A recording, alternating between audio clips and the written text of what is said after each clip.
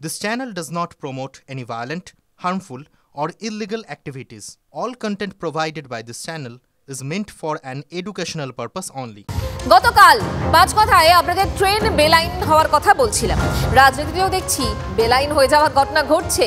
Party line বেলাইন এমনই অবস্থা যেন এক লাইনে বাম রাম, মানে দু দলেরই এক অবস্থা। শুরুতে বামের কথা বলি। সিপিএমে গোপন পার্টি চিঠি ফাঁস হয়েছে, আর সেই পার্টি চিঠিতে নিচু তলাকায় নিশানা করেছে সিপিএমের রাজ্য কমিটি।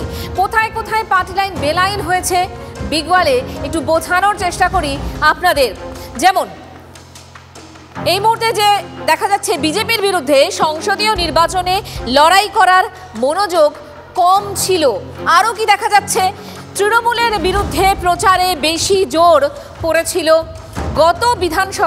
গত বিধানসভা নির্বাচন থেকেই এই সমস্যা রয়ে যাচ্ছে। আরও কি দেখা যাচ্ছে, কর্মীদের আরও শিক্ষিত করার জন্য পদক্ষেপ গ্রহণ করা উচিত ছিল এবং লক্ষ্মীর ভাণ্ডারের মতো প্রকল্পকে উৎকোচ বা ডোল চিহ্নিত করার প্রবণতা ছিল। কিছু পার্টি ইউনিট বা কর্মীদের মধ্যে ভ্রান্ত দৃষ্টিভঙ্গি ছিল, যা কিনা গরিব মানুষ থেকে আমাদের বিচ্ছিন্ন করে দেয়। কল্যাণমূলক প্রকল্প সম্পর্কে সঠিক দৃষ্টিভঙ্গি প্রয়োজন বলেও দল মনে করছে। এবার রামের কথায় আসি। গত প্রায় এক সপ্তাহ ধরে বঙ্গভঙ্গ ইস্যুতে উত্তাল বাংলার রাজনীতি। আজ বিধানসভায় দাঁড়িয়ে দিলীপ ঘোষ বললেন এটা পার্টি লাইন নয়। তাহলে পার্টি লাইন আবার বেলাইন হচ্ছে। এটাও কি নতুন কোনো স্ট্র্যাটেজি? দেখুন। বাংলার কয়েকটি জেলাকে কেন্দ্রশাসিত অঞ্চল করার প্রস্তাব তুলেই চলেছেন বিজেপি জনপ্রতিনিধিরা। কেউ সংসদের ভিতরে, কেউ বাইরে, কেউ সাংসদ, কেউ বিধায়ক, এটুকুই যা ফারাক।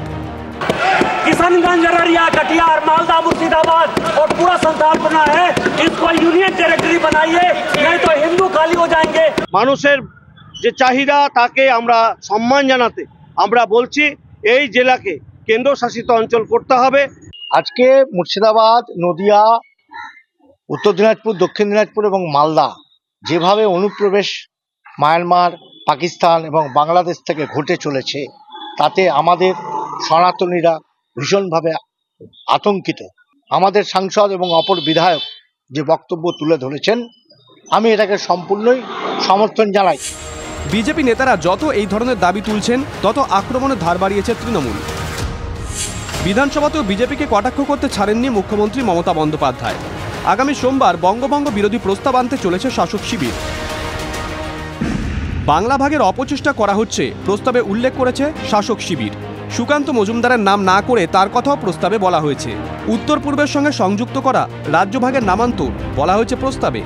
নিশিকান্ত দুবের নাম না করে তার মন্তব্য উল্লেখ করা হয়েছে প্রস্তাবে। বলা হয়েছে বিজেপি নেতৃবৃন্দ বিভাজনের পক্ষে সওয়াল করছেন। শাসক দলের কৌশলে কি বিজেপি চাপে পড়ছে? বিজেপির একের পর এক নেতা যাই বলুন, বাংলা ভাগ রাজ্যের শীর্ষ নেতাদের মুখে অন্য কথা। পার্টি লাইন নয়, বিধানসভা প্রাঙ্গণে দাঁড়িয়েই বললেন দিলীপ ঘোষ। ভারতীয় জনতা পার্টি কখনো কোনো প্রস্তাব নেয়নি, কোনো কথা বলেনি, কোনো প্রতিশ্রুতি দেয়নি যে আমরা বাংলাকে ভাগ করব।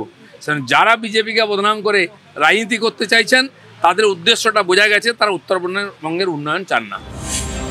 এর আগে একই কথা বলেছেন শুভেন্দু শ্রমিক।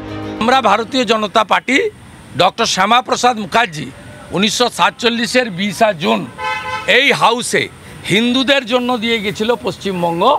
এই পশ্চিমবঙ্গ অবিভক্ত থাকবে। আমি প্রথমে যা বলেছি এখনো তাই বলছি, এবং এটাই পার্টি স্ট্যান্ড, যে বাংলা ভাগ করবার আগে ডক্টর শ্যামাপ্রসাদ মুখার্জির ছবিটা পশ্চিমবঙ্গ পার্টি অফিস থেকে দেশের সর্বত্র পার্টি অফিস থেকে নামিয়ে দিতে হবে।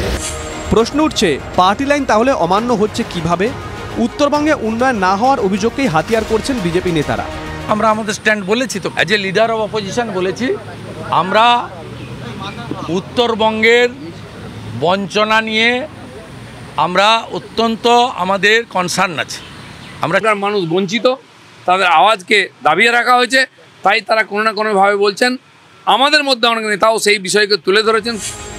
বিষয় হলো, বাংলা ভাগের দাবিতে মুর্শিদাবাদ, নদিয়াও চলে এসেছে। শুধু কি আর উত্তরবঙ্গে সীমাবদ্ধ? প্রদীপ্ত কান্তি ঘোষের রিপোর্ট, TV9 বাংলা। স্বর্ণযুগের বাংলা গানের একটা লাইন খুব বিখ্যাত, মেজাজটাই তো আসল রাজা। বঙ্গ রাজনীতিতেও এমন অনেক চরিত্র আছেন যাদের মেজাজটাই তাদের প্লাস পয়েন্ট, যেমন দিলীপ ঘোষ। বঙ্গ বিজেপির প্রাক্তন সভাপতি নীরব থাকলে তার প্রতিপক্ষদেরও ঠিক ভালো লাগে না। লোকসভা ভোটে হার, দলের খারাপ পারফরমেন্সের পর দিলীপ ঘোষও হঠাৎ নীরব হয়ে গিয়েছিলেন। আজ নিজের জন্মদিনে শুভেন্দু অধিকারীর হাত থেকে মিষ্টি খেয়ে মেজাজে ফিরলেন দিলীপ ঘোষ। লোকসভা ভোটে দলের খারাপ ফলের পর একের পর এক তোপ দেখেছিলেন তিনি।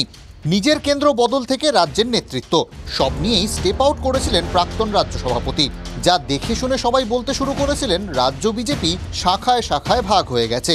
তবে কয়েকদিনের তোপের পর হঠাৎ করে চুপ করে গিয়েছিলেন দিলীপ ঘোষ, একেবারে স্পিকটি নট। কেউ বললেন কেন্দ্রীয় নেতৃত্ব চুপ থাকার নির্দেশ দিয়েছে, কেউ বললেন রাজনীতির কেরিয়ার শেষ বুঝে চুপ করে আছেন দিলীপ। তবে অগাস্টের প্রথম দিন আবার মিষ্টি মুখ করে দিলীপের কামব্যাক, আর মিষ্টিটা খাওয়ালেন শুভেন্দু অধিকারী।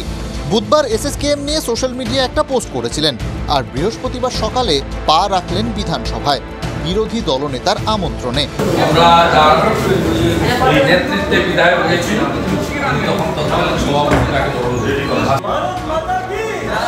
দুদিন আগেও যে দুই নেতাকে দুই মেরুতে বলে মনে হচ্ছিল, তারাই হাসি মুখে এক ফ্রেমে। মিষ্টি মুখ, স্লোগান, হাসি ঠাট্টা সবই হলো।